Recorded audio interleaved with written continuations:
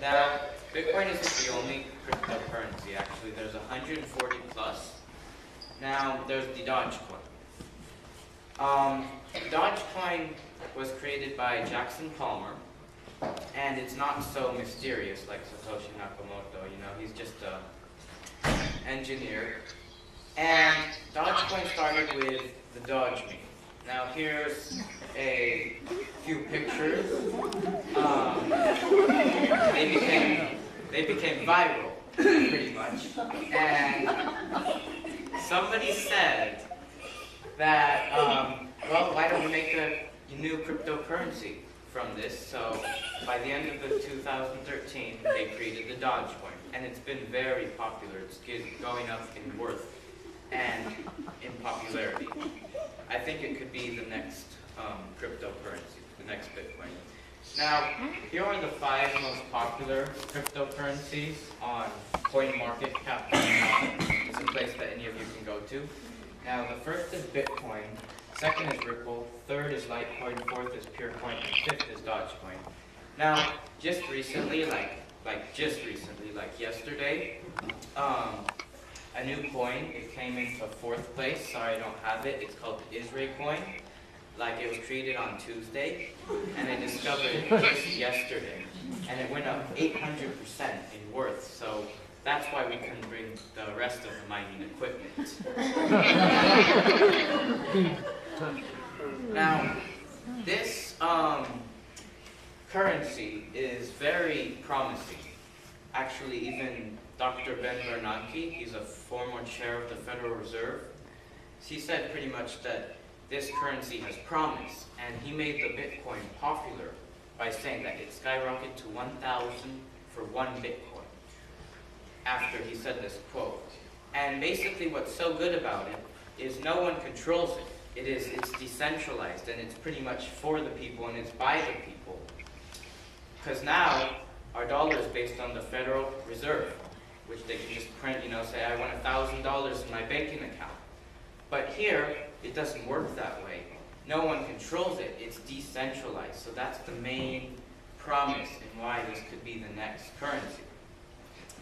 Now, why I also believe this should be the next currency is even Albert Einstein. He said that the hardest thing to understand in the world is income taxes. Now, if he doesn't understand how our monetary system works, how are we? That is why I believe that this currency should be the next currency that we use in the United States. And, ladies and gentlemen, there is one last thing I'd like to tell you about. I've been thinking about this for a few weeks, but I think that in 2020,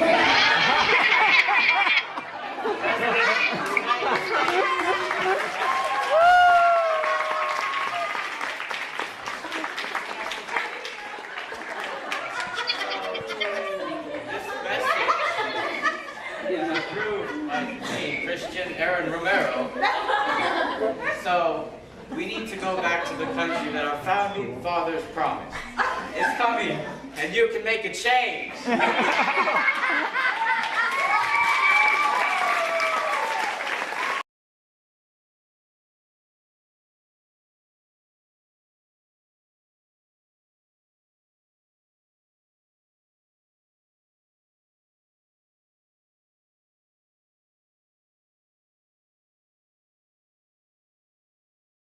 Back. Everybody hear me? All right, great. So I'm usually very high energy, but I've spent the last 3 days really enjoying this conference a lot. And I am exhausted. I'm sure many of you are too. So you'll forgive me if this is not my usual high energy presentation. I've been thinking for 2 days about what I'm going to talk about during this keynote. I left it purposely vague because I like to try to assimilate some of the ideas that come from the conference as I experience it and try to put it together into a bit of a narrative. This is going to be a bit more of a philosophical talk about the future of cryptocurrencies and what I've learned here at this event. So first of all, thank you all for coming. I think this has been a spectacular event. I had a lot of fun. If you come to this event, it's called the Bitcoin Expo 2014. It might have been called the Bitcoin and Ethereum Expo 2014. I don't know if you noticed, Ethereum had a pretty big presence here. And an interesting question comes up, which is, actually quite a few people ask me, does Ethereum threaten the future of Bitcoin? Does it steal some of its thunder? And that's a question that I've heard several times, and I've heard people refer to that issue in trying to understand altcoins and wondering whether the altcoins essentially threaten the dominance of Bitcoin, or if they make Bitcoin weaker, or if they distribute the value of the network too broadly. I've been thinking about this question for quite a while. And I think fundamentally, it's a question that evokes the old paradigm of currencies. We've all grown up in a world where currencies are forced upon us in a monopolistic fashion, where currencies are defined strictly by the geographies in which they occur, and where the choice of currency is not yours. It is an accident of birth, just like many other things in our lives. As an accident of birth, I was born into an upper middle class family in Greece, fully loaded with the lottery of privilege in my life. And I also acquired the drachma. I didn't choose the drachma. It happened to me, any more than I choose to be a white male, any more than I choose to be born into a family of educated people. Those things simply happen to me. Currency, as we understand it, is an artifact of the nation-state, and it imposes upon us certain constraints. We don't choose our currency, it chooses us. And we are forced to use that currency in all of our interactions. We don't have a choice. Until 2008, that is. And so now we live in a slightly different world. But a lot of the old paradigm still persists in our thinking. In a world where your currency is a monopolistic nation-state artifact that is constrained by geography, it's a zero-sum game. The currency is the flag, is the nation-state. It is the expression of the economic value of your state, and it defines your interactions in a world of geopolitics, in a global struggle for domination among nations. It's not up to individual choice. It has nothing to do with the individual, except for that one individual whose face is on the currency. You know, up to recently here in Canada, some old white lady called Elizabeth. And that's the only person who really has control over the currency. And now we live in a new world, a world in which currency is a choice. And not just a choice in terms of use. It's not just a matter of being able to choose which currency we use as individuals, but it's also a means of expression.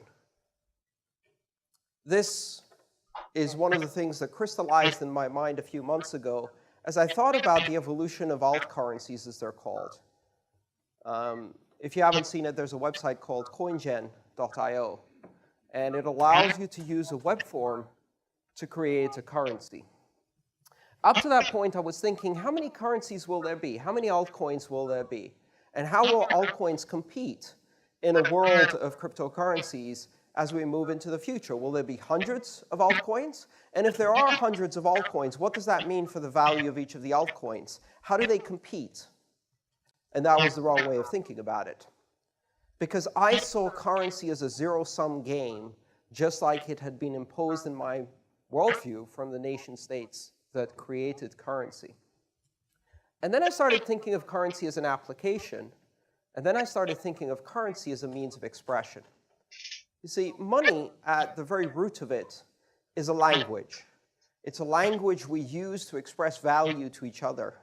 When I give you a dollar bill, I am saying that I want to hand you the equivalent value. I'm communicating my desire to exchange value with you because I appreciate something you can do or something you can give to me. So I'm using this as a token of language. And this thing happens in human societies whether you have currency or not. And if you don't have a currency with a stamped face on it, you invent it. And you can see this. One of the things that really captivated me was understanding that if you have a primary school environment and you watch children in their natural habitat, a very unnatural habitat in most schools, but in any case, they don't have currency. Young children don't have currency, and they don't understand currency, so what they do is they invent currency. They start trading rubber bands, Pokemon cards, Tamagotchi, tokens of affection, tokens of popularity. Humans create currency as a means of expressing their desires, of expressing their individuality. So I thought, what happens when a 5-year-old in a primary school can use a website to create Joey Coin, to compete against Maria Coin in a game of popularity within their school? And then it dawned on me. To ask the question, how many currencies will exist, is equivalent to ask the question, how many bloggers will there be on the internet? And the answer is simple: all of us. Currency is now a means of expression. But if everyone can create a currency, how does it derive value, and what does it mean? What is the difference between currency as an expression of popularity, as an expression of desire, as a meme, a fad, a brand? Down there right now, Canadian Teen Idol is running. One of those contestants, Amar, has a big fan group. Maybe he wants to create Amar Coin so that his fans can express their desire to watch more of his dancing. Why not? People have talked about me doing Andreas Coin. I think it's a bit silly, but why not? I think at some point we're going to see things like that happen. So we're not going to have hundreds of altcoins.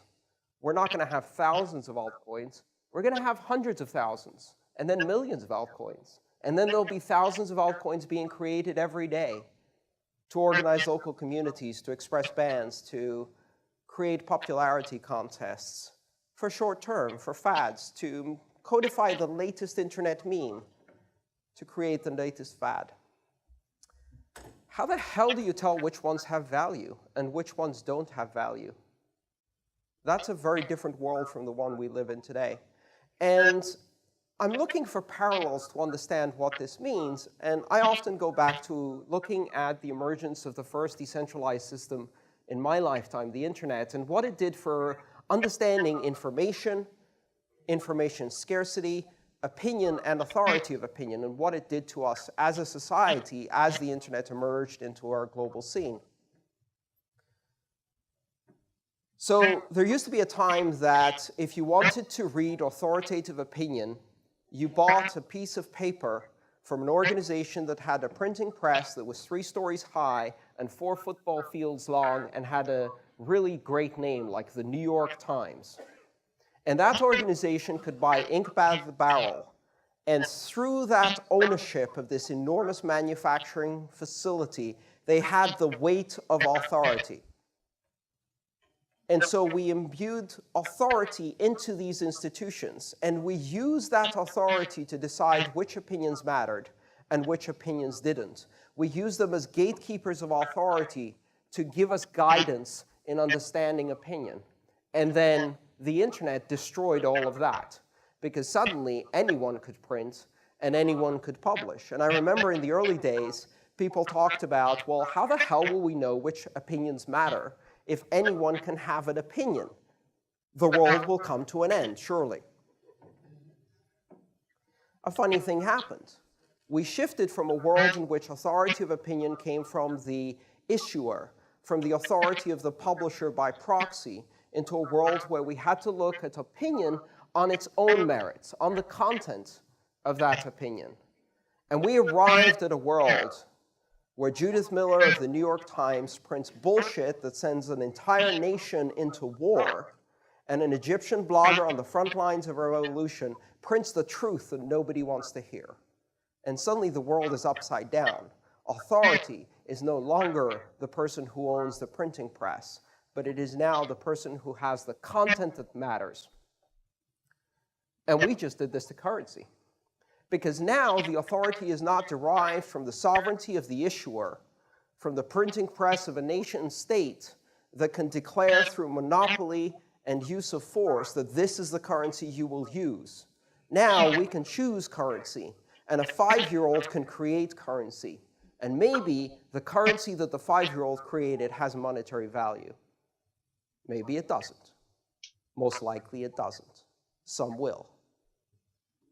And so we need to get used to a world where we have to judge currency not by who issued it, but by who uses it. Or rather, how many people use it and what they use it for. So let's imagine a world in which currency is being used in a widespread fashion, and no one remembers who created the currency or why. They only know that within their local community, it has purchasing power. As a little fanciful thought, imagine a decade from now in a rural village, far detached from our developed nation civilization, villagers exchanging two currencies, one that has a Shiba Inu, a Japanese breed of dog, on the front, and is pronounced Dogecon or DogeCoin or Dogcoin, and I'm not quite sure, but it doesn't really matter. But you can buy half a dozen eggs with it. And other villages are trading another currency that has an old white lady called Elizabeth on it. And they have no idea who Elizabeth is. And they don't know why she got her picture on the coin. Maybe she wrote a nice song. Maybe she won Canadian Teen Idol. Nobody remembers anymore, but you can buy 6 eggs with it. And to those people, it doesn't matter who issued the currency. What matters is whether it has purchasing power or not. The currency is now evaluated purely on its monetary basis because of adoption, because of use. And there is one fundamental difference between those two currencies. One has a predictable, stable, algorithmic monetary supply, and the other has an old white lady called Elizabeth on it.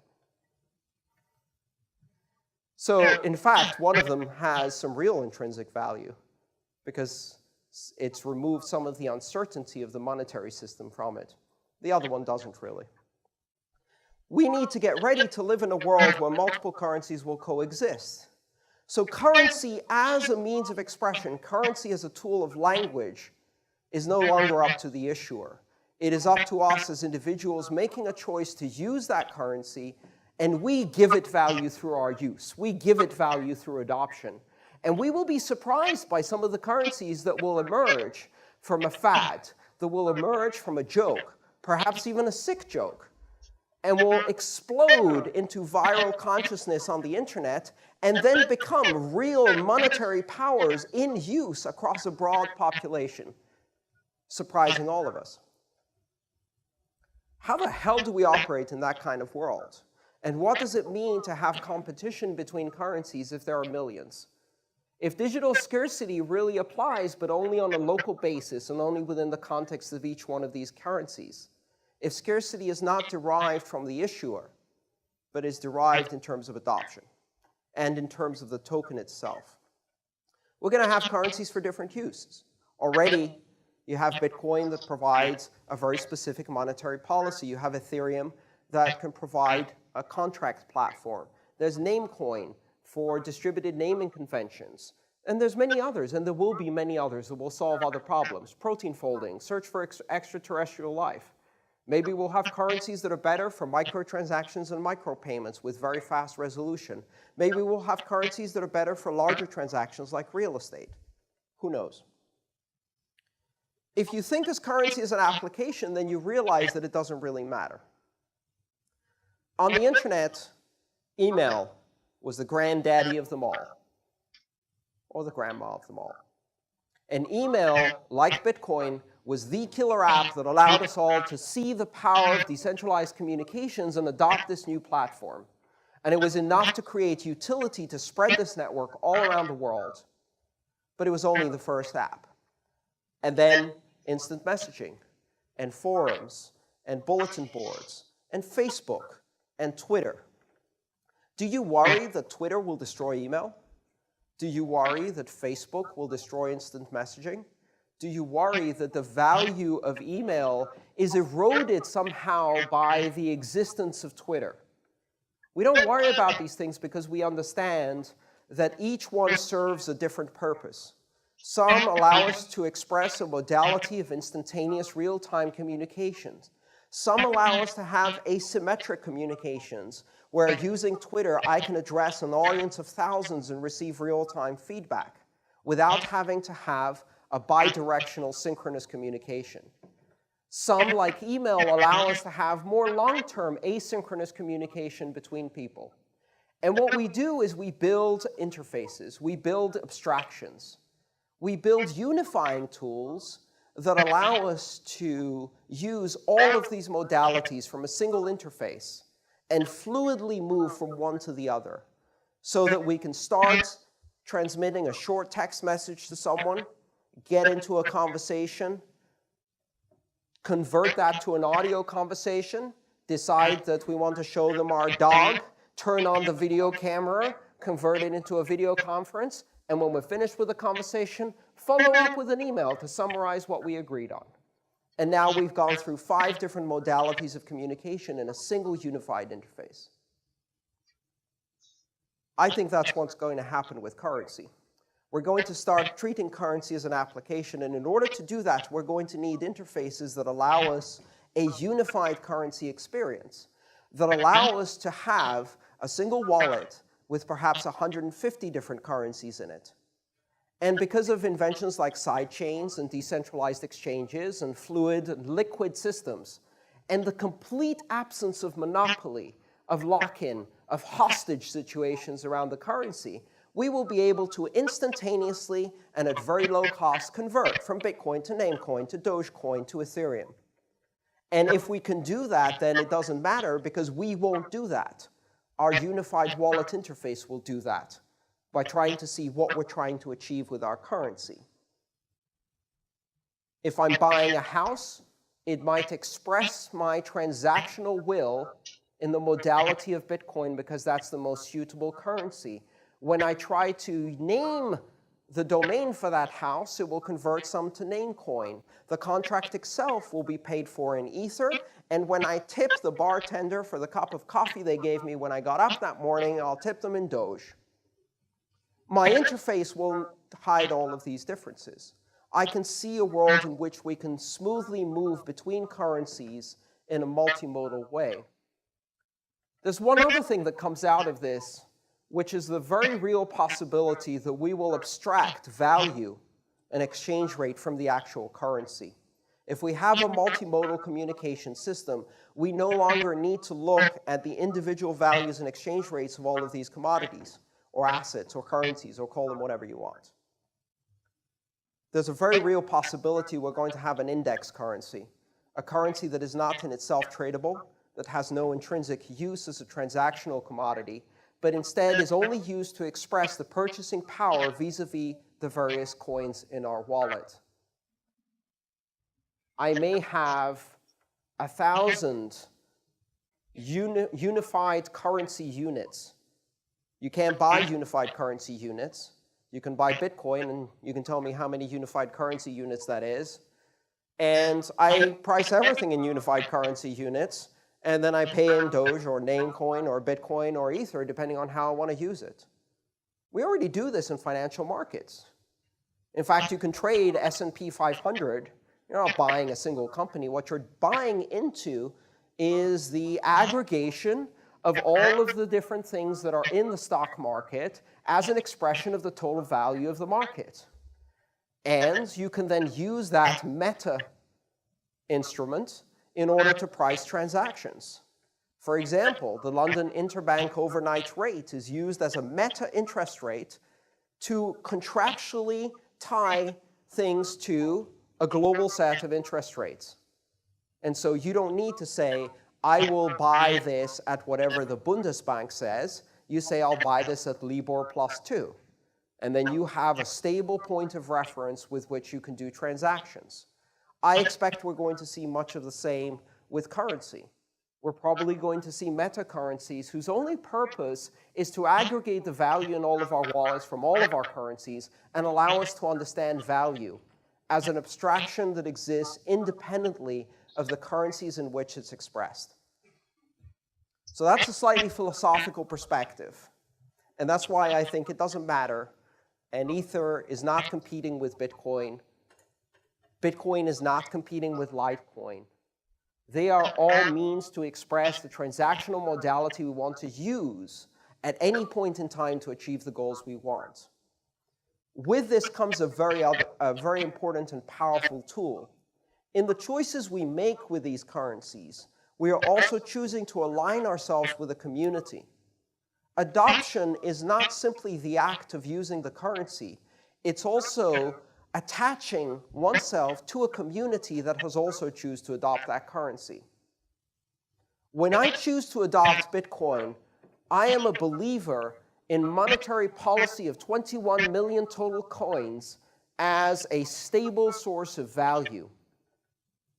If I choose to adopt Frycoin, I am a believer in an inflationary basis demurrage coin that has a negative interest rate that enforces consumption and discourages hoarding. I am choosing my politics through my currency. And through that choice, I am associating myself with a global community that has made the same choice as me and that is expressing that choice through currency. Just like when I choose an application on the internet to communicate with, I'm also aligning myself with the corresponding community. I don't use Twitter just because it's the convenient communication mechanism.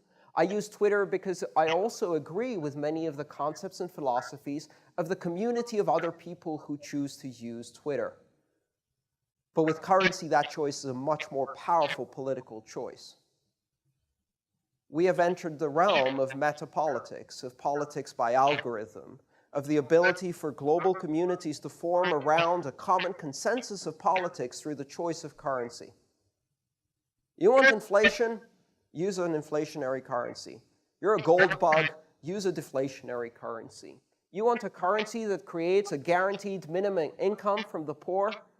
Use a currency that expresses that politics. You want a currency that puts aside tokens for carbon sequestration? Use a currency that expresses your green politics. We're going to start seeing communities, politics, and currencies converge and allow us to make these choices. Just like I can support Joey Coin in order to say that Joey is, in fact, the coolest kid among the 5-year-olds. I can support Green Coin because I care about global warming, or not. Right? I can support Meat Coin if I really, really like red meat. Whatever. Worldwide Wrestling Coin. No problem. There'll be one of those too. Absolutely. So really, all of these things are forms of expression, and that comes back to the original point that currency, in the end, is really a form of language. It's a language by which we communicate our expectations and desires of value. And now that we can do it on such a massive scale, now that everyone can create currency, our choices will really matter. We're past the zero-sum game. This isn't about nation-states anymore. This isn't about who adopts Bitcoin first or who adopts cryptocurrencies first, because the internet is adopting cryptocurrencies, and the internet is the world's largest economy, the most populous economy, and it is the first transnational economy, and it needs a transnational currency. To summarize, what we've really done is we've inverted the very basic and most fundamental equation of currency, which is that for millennia until the year 2008, sovereignty defined currency. Sovereignty was the basis upon which currency could be created, and that currency allowed that sovereignty to be expressed. The monopolistic control of currency is the basis of sovereignty. And now the internet has a currency, and the internet is going to use that currency to create sovereignty. After 2008, currency creates sovereignty. And the internet has its own currency, which means the internet has purchasing power, which means the internet has economic freedom, which means the internet can exert that economic freedom in a post-nationalist way, in a way that ignores borders and makes the nation-state not obsolete, but simply less relevant. Because when an Egyptian blogger can not only blog about the revolution, but also fund that revolution in Bitcoin, and they can connect with people from all around the world who share their ideals for self-determination and freedom, they are expressing their own sovereignty as an individual, and they are expressing the sovereignty of their community through the use of that currency. So this is the world we now live in, a world in which currencies can coexist, and where currency and its user adoption creates sovereignty. That's basically what I wanted to talk about today. Thank you.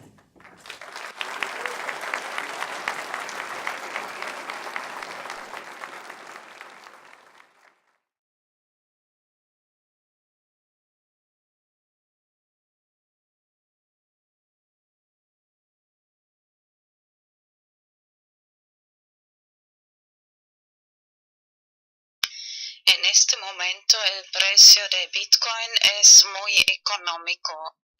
At the moment the price of Bitcoin is very cheap. Pero casi todo el mundo tiene muy poco dinero para invertir. But almost everybody has very little money to invest.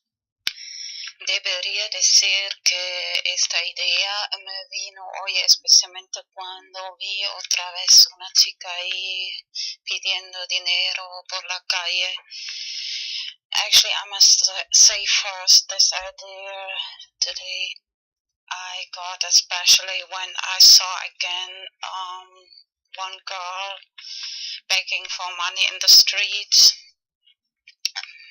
Me gustaría ayudar, pero yo tampoco me sobra mucho el dinero. I would really like to help everybody, but I don't have either too much money. And así que me vino la siguiente idea. So I got the following idea. Es más bien un juego. It's rather a game.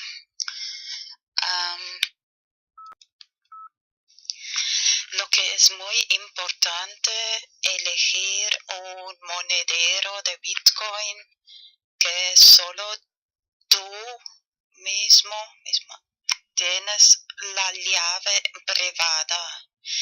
What is very important to choose Bitcoin wallet company which you only possess the private key. For example, Blockchain.info. Por ejemplo, la empresa Blockchain.info. Luego, imprimir en papel la llave privada y también guardarlo tú mismo. Then to print in paper the private key and of course save for yourself that private key. Bueno, ya estamos imprimiendo, imprime por lo menos 10. So now we are already printing, so at least print 10 directions, 10 direcciones.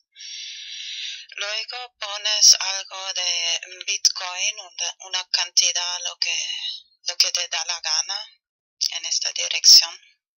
Then you put some Bitcoin, the amount, whatever you want, in these directions. Y la próxima vez que sales de casa ya tienes algo que dar a los que están ahí pidiendo por la calle.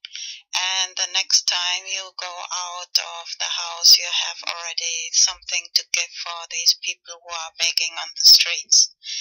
Y por ejemplo, y claro, para tus amigos, amigas, and for your friends, of course. Eso da motivación a la gente para aprender Bitcoin y this gives motivation for the people to learn about Bitcoin. Y la parte del juego consiste en lo siguiente, and the game part consists in the following. Explicas a la gente, mira, esta es la clave privada, que es la clave secreta. you explain to the people, look, this is the private key, which must be secret, and you have it, and me, and explicas, esa persona y yo mismo la tiene. Y antes pensaba en 5 años, pero luego cambié un poco de idea de hasta 4 años. First, I thought of 5 years, but then I changed my opinion to 4 years. Later, explain.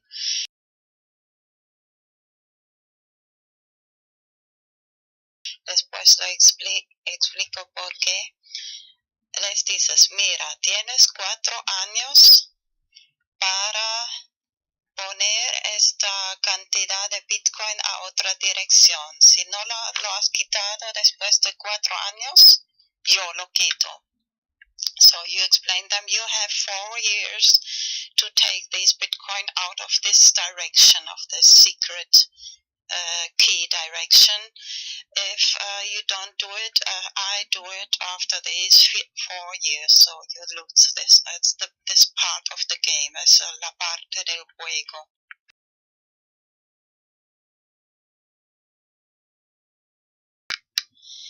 He creado este hashtag BTC4 para hacerlo un poco popular.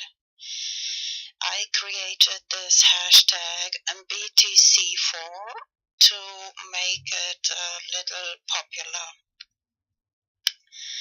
Antes pensaba en 5 años, pero luego cambié a 4 porque te has dado cuenta que en Los Simpson la gente tiene 4 dedos y solo Dios tiene 5 dedos. First, I thought of 5 years, but then I changed my mind to 4 years. Did you notice that in The Simpsons, people have 4 fingers and only God has 5 fingers? I'll show some pictures. Voy a enseñar algunas imágenes de Los Simpsons, de los manos y dedos de Simpsons. Some pictures of the hands and fingers of Simpsons. Pero antes quiero recordar que es muy probable que en también 4 o 5 en los próximos años el valor de Bitcoin puede subir mucho. Just want to remember before that the price of Bitcoin, the value of Bitcoin can rise very much in these next years. Así que si solo pones una cantidad pequeña, más tarde puede ser de gran ayuda. Even if you just put a little small amount, later it can be big help. No solo para, bueno, es un juego. Si la persona lo quita antes de 4 años, es para esta persona, si no, es para ti, si te recuerdas y guardas bien la llave privada. So this is the game part. If the person takes the money out, it's for that person. But if they forget it after these 4 years, you can take it out. And it can be really... Bueno, imprimir también la llave pública y la llave privada. Y si, por ejemplo, okay, first translate. Print not just the private key, but also the public key. Así que si, por ejemplo, explicas a la gente, mira, si alguna persona quiere enviarte Bitcoin, pero tú no tienes ninguna dirección, así que puedes dar esta llave pública a la persona. Mira, muy bien, la llave pública, no la llave secreta. das a esa persona o cualquier persona y te pueden enviar Bitcoin a esa dirección. So remember, the public key you can give to anybody, and if somebody wants to send you some Bitcoin and this person doesn't have any, so you have already this public address where they can send you Bitcoin. ¿Qué es Bitcoin? Bitcoin es la primera moneda digital descentralizada. Los Bitcoins son monedas digitales que puedes enviar a través de Internet. Comparado con otras alternativas, Bitcoin tiene numerosas ventajas. Los Bitcoins son transferidos directamente de persona a persona a través de la red sin pasar por un banco u otro intermediario. Esto significa que las comisiones son mucho menores, puedes usarlo en cualquier país, tu cuenta no puede ser congelada y no hay prerequisitos o límites arbitrarios. Miremos cómo funciona. Los Bitcoins son generados en todo Internet por cualquiera con un programa gratuito llamado minero de Bitcoin. Crear Bitcoins requiere una cierta cantidad de trabajo para cada bloque de monedas. Esta cantidad se ajusta automáticamente por la red para que los Bitcoins siempre sean creados a un ratio predecible y limitado. Tus Bitcoins se guardan en tu billetera digital, que te resultará familiar si usas banca digital. Cuando transfieres Bitcoins, una firma electrónica es añadida. Pasados unos minutos, la transacción es verificada por el minero y es almacenada permanente y anónimamente por la red. El software de Bitcoin es completamente abierto y cualquiera puede revisar el código. Bitcoin está cambiando las finanzas de la misma manera que la web ha cambiado el periodismo. Cuando cualquiera tiene acceso al mercado global, florecen grandes ideas. Miremos algunos ejemplos de cómo los Bitcoins están usándose hoy en día. Puedes comprar videojuegos, regalos, libros, servidores y calcetines de alpaca. Existen varias casas de cambio donde puedes intercambiar tus Bitcoins por dólares, euros y más. Los Bitcoins son una gran forma para que pequeños negocios y autónomos reciban publicidad. No cuesta nada empezar a aceptarlos, no hay cargos o comisiones y recibirás negocio adicional de la economía Bitcoin. Para tus primeros Bitcoins y más información, visita weusecoins.com. Bueno, ahora voy a enseñar algunas imágenes de los dedos de Simpsons. Now I'll show some pictures of the fingers of Simpson. The 4 fingers, los 4 dedos y 5 dedos de Dios. The 4 fingers and 5 fingers of God of Simpsons.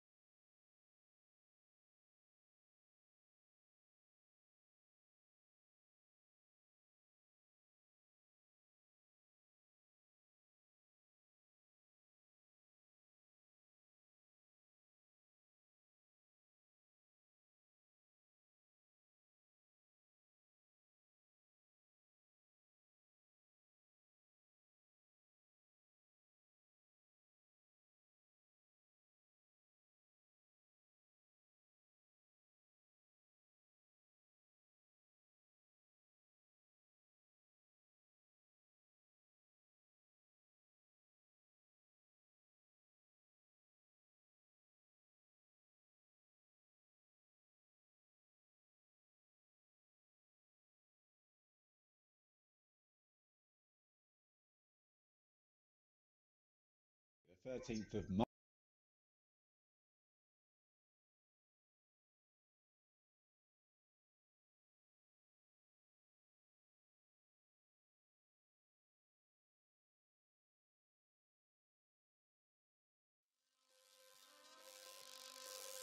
Right now, there are more people on the internet than there were on the planet in 1960. We're raising money. And it's easier to be discovered than ever before. It takes a full team to make each one of our videos. But the internet needs better software to help us reward one another for our work. Advertisers value you differently. They say that 1,000 of you is only worth $6. Any help is very much appreciated. Please fund this project. We need your help.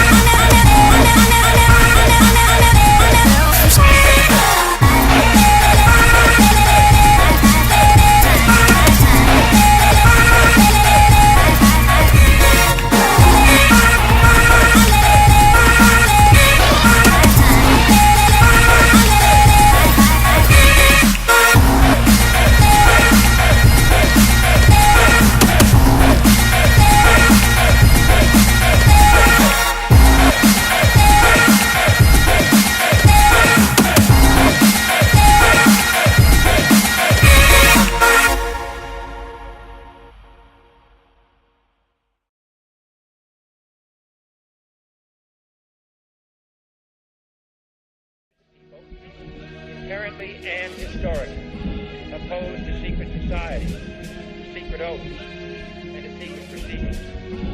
We decided long ago that the dangers of excessive and unwarranted concealment of pertinent facts far outweigh the dangers which are cited to justify it.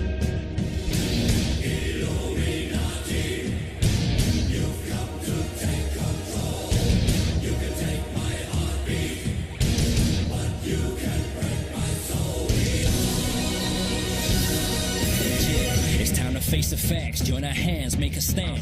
It's time to gather plans, get the shot, take the chance. Till there is no one left, stay correct to the death.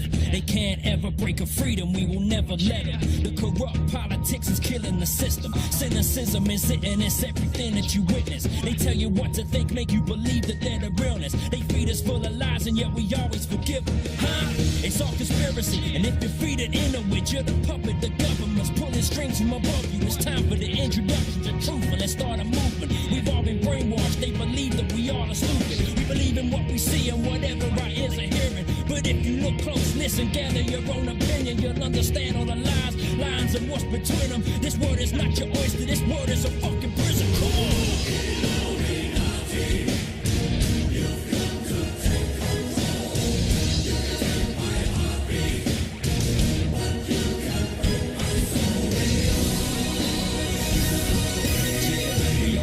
To what's happening in our nation. No one will stand up for the fear of assassination. So they strip us of everything. We stand there and just take it. Scared to make a stand of false flag operations. Research Illuminati, find out by 9/11. You see they line their pockets, don't believe the lies they tell you. Find and seek the truth, realize we need to do whatever it is we can to protect our livelihood. It's time for us to prove whether conspiracy or not. They owe some explanations to the questions that we got. What are the skull and bones? What is lying beneath all these secretive meats? Got you lying between your teeth. What's with the Bilderberg and burning your effigies? I'm praying to Lucifer. How Satanist can you be? While all of the time praying you believing in the peace just to keep up appearances within Christianity. Come on.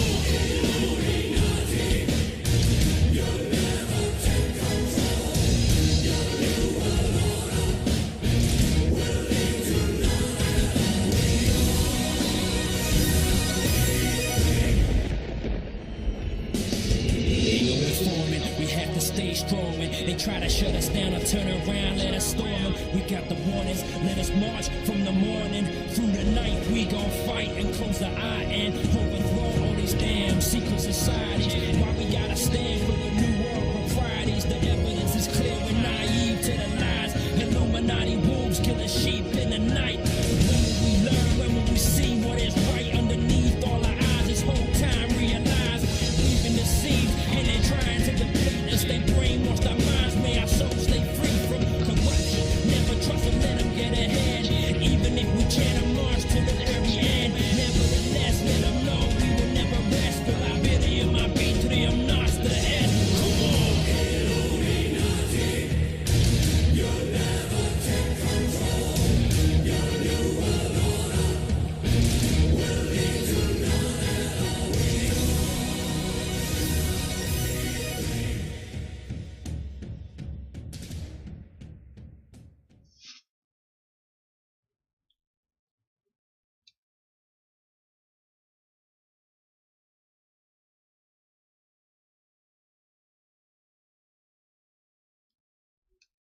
Now, Bitcoin isn't the only cryptocurrency, actually. There's 140 plus. Now, there's the DogeCoin. DogeCoin was created by Jackson Palmer, and it's not so mysterious like Satoshi Nakamoto, you know, he's just an engineer. And DogeCoin started with the Doge meme. Now here's a few pictures. They became viral, pretty much. And somebody said that, well, why don't we make a new cryptocurrency from this? So by the end of the 2013, they created the DogeCoin, and it's been very popular. It's going up in worth, and pretty much that this currency has promise. And he made the Bitcoin popular by saying that it skyrocketed to 1,000 for one Bitcoin. after he said this quote. And basically what's so good about it is no one controls it. It's decentralized, and it's pretty much for the people, and it's by the people. Because now, our dollar is based on the Federal Reserve, which they can just print, say I want $1,000 in my banking account. But here, it doesn't work that way. No one controls it. It's decentralized. So that's the main promise and why this could be the next currency. Now, why I also believe this should be the next currency is even Albert Einstein. He said that the hardest thing to understand in the world is income taxes. Now, if he doesn't understand how our monetary system works, how are we? That is why I believe that this currency should be the next currency that we use in the United States. And, ladies and gentlemen, there's one last thing I'd like to tell you about. I've been thinking about this for a few weeks, but I think that in 2020, this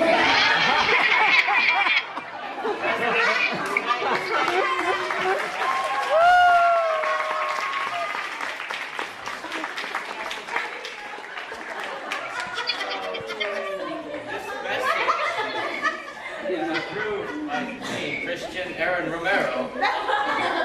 So we need to go back to the country that our founding fathers promised. It's coming, and you can make a change.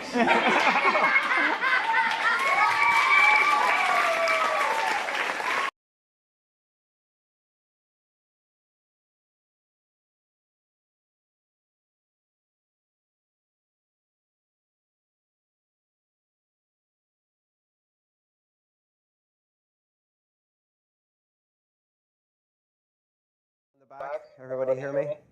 All right, great. So I'm usually very high energy, but I've spent the last 3 days really enjoying this conference a lot. And I am exhausted. I'm sure many of you are too. So you'll forgive me if this is not my usual high energy presentation. I've been thinking for 2 days about what I'm going to talk about during this keynote.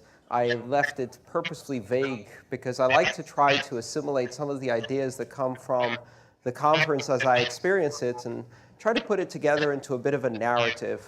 This is going to be a bit more of a philosophical talk about the future of cryptocurrencies and what I've learned here at this event. So first of all, thank you all for coming. I think this has been a spectacular event. I had a lot of fun. If you come to this event, it's called the Bitcoin Expo 20. In popularity, I think it could be the next cryptocurrency, the next Bitcoin. Now, here are the 5 most popular cryptocurrencies on CoinMarketCap.com. It's a place that any of you can go to. Now, the first is Bitcoin, second is Ripple, third is Litecoin, fourth is Purecoin, and fifth is DogeCoin. Now, just recently, like yesterday, a new coin, it came into 4th place. Sorry, I don't have it. It's called Israel Coin. Like, it was created on Tuesday, and I discovered it just yesterday. And it went up 800% in worth, so that's why we couldn't bring the rest of the mining equipment. Now, this currency is very promising. Actually, even Dr. Ben Bernanke, he's a former chair of the Federal Reserve, he said